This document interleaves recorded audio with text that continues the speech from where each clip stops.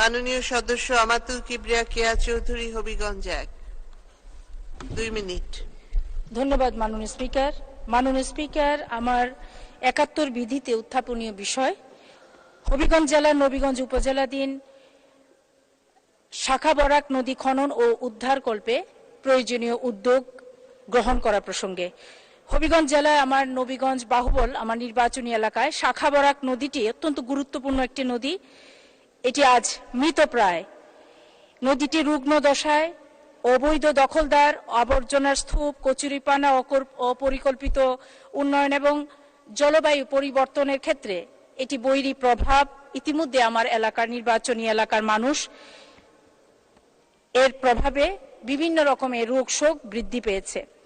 তাই আপনার মাধ্যমে আমি শাখা বরাক নদীটির জীব বৈচিত্র্য আনয়ন, বিশেষ করে পানি সেচের ব্যবস্থার বৈপ্লবিক পরিবর্তনের ক্ষেত্রে মাননীয় মন্ত্রী মহোদয়ের দৃষ্টি আকর্ষণ করছি।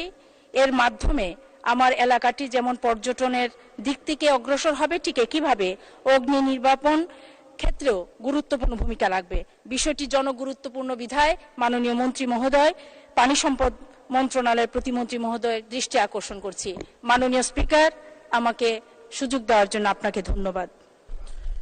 ধন্যবাদ মাননীয় সদস্য। মাননীয়